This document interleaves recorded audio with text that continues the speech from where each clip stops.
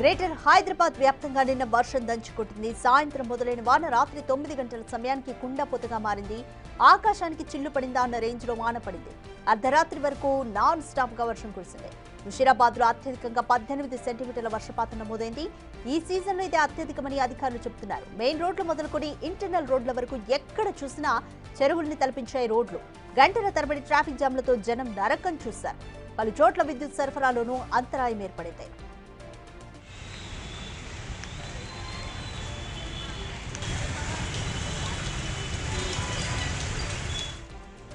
Jubilee Hills, Banjara Hills, Ameerpet, Sarath Nagar, Krishna Nagar, Miyapur, Chandanagar, Madhapur, Rayadurgam, KPHB, Suchitra, గండి Maisamma, Dundigal Kapra, as రావు నగర్ ప్రాంతాల్లో కురిసిన వర్షానికి రహదారులు జలమయమయ్యాయి. యూసుఫ్ కూడా కృష్ణానగర్ బి బ్లాక్ లో వరద నీరు ఉధృతంగా ప్రవహించడంతో వాహనదారులు, వృద్ధులు, చిన్నారులు ఇబ్బందులు ఎదుర్కొన్నారు.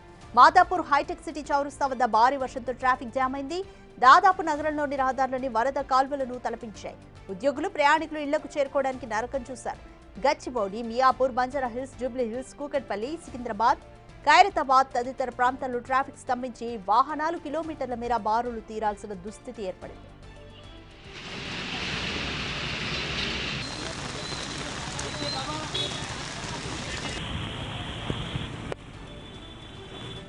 సికింద్రాబాద్ బోయిన్పల్లిలో కురిసిన వర్షానికి నాళాలు ఉప్పొంగి ప్రవహించాయి.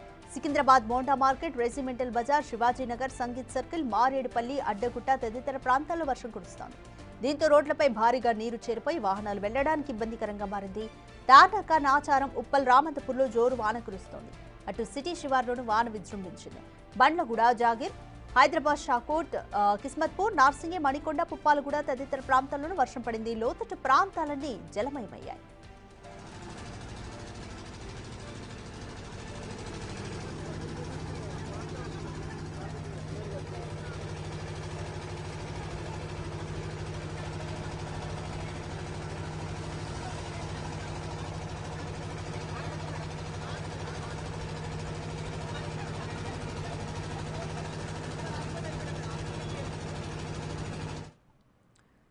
రైట్, మోర్ డీటెయిల్స్ మా ప్రతినిధి అనిల్ అందిస్తారు. రైట్ అనిల్, నిన్న హైదరాబాద్ లో వర్షం ఎంతటి బీభత్సం సృష్టించిందో అందరూ చూసాం. ఒక వ్యక్తి ప్రాణాలు కూడా కోల్పోయారు. సో నిన్న అంతా సిచ్యువేషన్ ఏ విధంగా ఉంది? అధికారులు ఎటువంటి చర్యలు తీసుకున్నారు?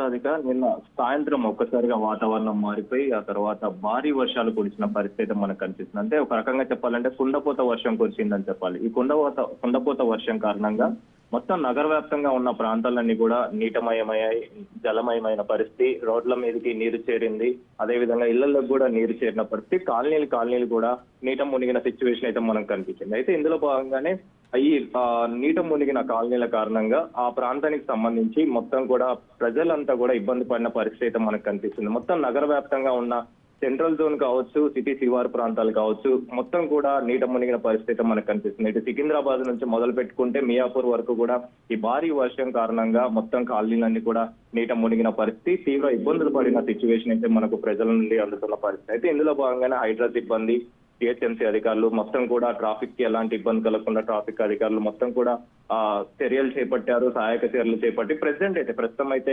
సిచ్యువేషన్ అండర్ కంట్రోల్ కి అయితే వచ్చిందని చెప్పాలి. అయితే ముఖ్యంగా నగర వ్యాప్తంగా దంచికొట్టిన వర్షానికి కనుక అబ్జర్వ్ చేస్తే సేలింగంపల్లిలో అత్యధికంగా 12.6 సెంటీమీటర్ల వర్షపాతం నమోదైంది.